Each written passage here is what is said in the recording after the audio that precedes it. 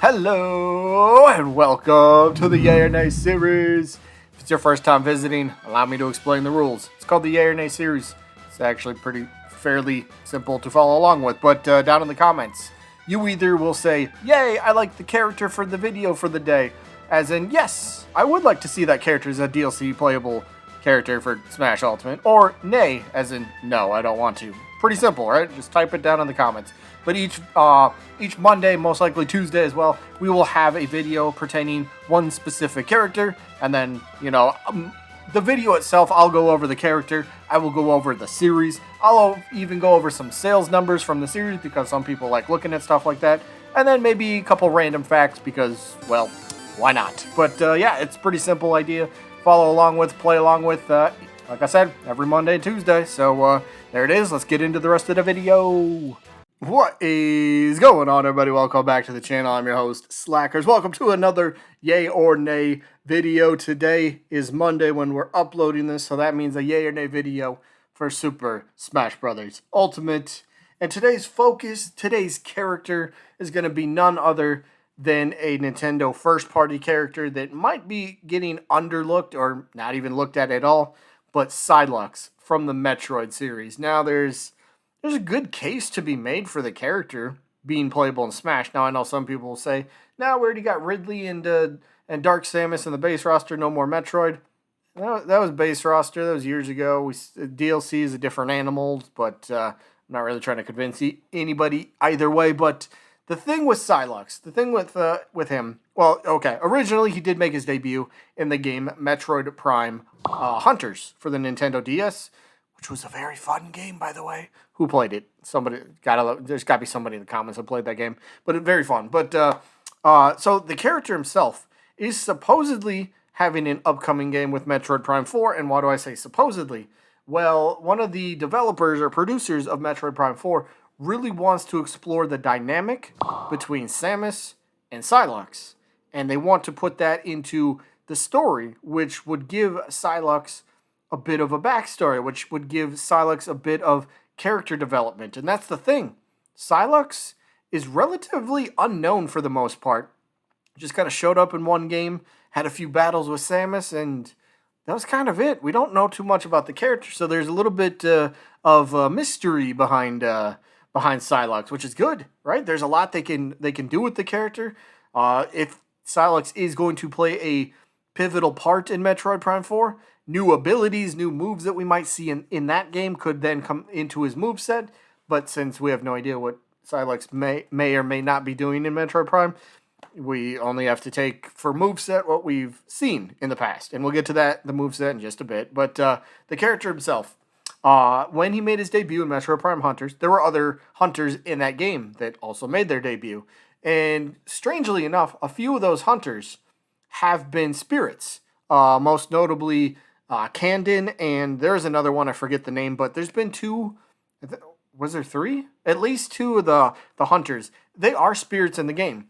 Now, when you talk about those hunters from that game, Sylux is often regarded as the most popular hunter. He's got the most fans, he stands out the most, so it's kind of strange that the quote-unquote most popular hunter is nowhere to be seen in Smash Bros. And when you take into effect all the characters, all the items, every single spirit, and yet Sylux is nowhere to be mentioned, that's a tiny bit strange, right? Like there's a couple omissions from just the game in general, like Porky Minch, for example. Like where's he at? He doesn't have his own spirit.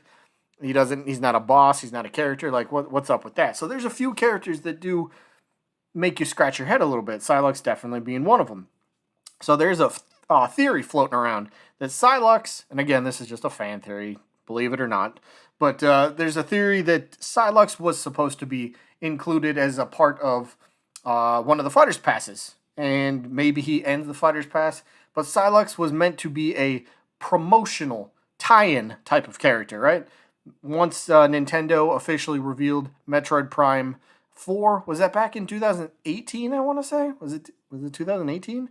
I think it was. Well, either way, whenever Metroid Prime 4 was officially revealed, fans, myself included, very excited. Yes, Metroid's coming back. Good. Nintendo's listening to the fans. We want to see these old games, old series. We want to see have them a comeback, and they started doing that. Great, excellent.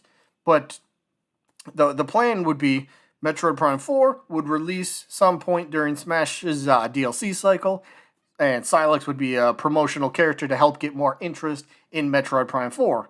Well, then, famously, Metroid Prime 4 had to just restart development altogether, and eventually a different studio came into work to just pretty much they took over the game actually for development. So it's kind of gone through development hell a little bit, but hopefully it's on track and hopefully it's progressing very nicely. And again, we're still in Smash DLC cycle. Yes, there's one character left. Would Nintendo end on a promotional type first party Nintendo character? Yeah, it's definitely possible. There's nothing we definitely got to consider that. Not saying it's gonna happen, but I'm just saying it's a very good possibility that it does happen. So Sylux being put into Smash Bros to help promote Metroid Prime 4, sure, it could happen. Yeah, but what about Sylux himself? What about the move set? What could he really do to the battlefield? What could he bring? And I think this dude would be really fun. Really fun. I'd be very excited for it. So he's got a few moves here that we'll show off. A couple that maybe you're borrowing a little bit from some of the other hunters, but either way, it's still fun. First up is his Shock Coil attack. Now, this thing could be a very cool neutral special, and it could be like a continuous a beam of energy. And the way it works, as long as Sylux is in with a certain range of the character, like you can't be on opposite ends of like Final Destination. Maybe half the distance of Final Destination. As long as you're within some sort of distance, there's going to be like this continuous beam that will be doing, well, continuous damage over time. And I'll say like minor damage, maybe like 0.5% per second, for example. So as long as you stay near the character, this beam is going to continue to rack up a little bit of damage over time. It's not a KO move at all. It's just meant to deal damage. That's the only purpose of the move.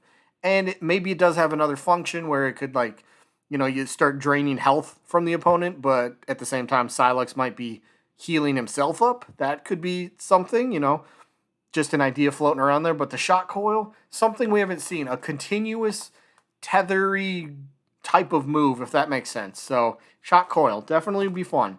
Another one called the Imperialist. Now, this is basically a long-range, powerful sniper shot. Now, this could work very perfectly as, say, like a side special. This it would deal significant damage, but maybe to offset its significant power, maybe the move would have like big startup lag, or more than likely big end lag. So like after you fire the shot, there's like big recoil on the gun. So pow, and then another second or two, and whatever it is. So basically, it's a high risk, high reward type of attack, where if you miss it, then the opponent's going to come in and punish you. But if you connect the move big time, oh yeah, you're going to get, like I said, high risk, high reward. So that could be a fun one. And then another one, I think, what is this one called? The Magmaul, M-A-U-L. So this attack, Sylux could end up just shooting this magma rock thing straight upwards. I envision this as a up smash, as a sort of projectile-y up smash. So basically, Sylux fires this magma ball straight upwards. This lava rock then kind of just shoots straight up and falls straight back down. But if it hits somebody in the air, then the lava rock just kind of explodes in there. So it's kind of like a two-part, a way to hit the move twice. Gives you, I don't know, good coverage on opponents that are falling, at least, right? So I don't know how high the lava rock would end up being shot upwards, but it would still be a fun idea, right? Your opponent's trying to fall down, and you're like, nope, let me hit you with this big lava rock. Boom, big damage. So fun moves all around. I do like Sylux in the end. Personally, I'm as clueless as everybody else when it comes to guessing the last character for Fighters Pass 2. Could be anybody. First party, third party, characters we've discussed heavily. Maybe a character that nobody's discussed and it's a pure surprise. Who really knows? But for me, if Sylux happened to be the last character, I'm completely okay with that, honestly. Sylux gets a big yay from me. I really like the character. I would have loved to have seen him on the base roster. Maybe he makes it on the base roster next game if he's not DLC. Either way, I'm just a fan of Sylux, and I do think he brings quite a bit to the table. And with him rumored to have a big role in Metroid Prime 4, cool. I want to see more of the character. So yeah, big yay for me. Let me know what you guys got down in the comments. That is it for this one. Quick update, if anybody wants to know. The yay or nay stats, the update for that should be in a video tomorrow. Should be. We'll see. But yeah, that's the plan as of right now. But either way, plans change too. But we'll see you. I guess we'll see you on the next one because this video is coming to an end. Peace.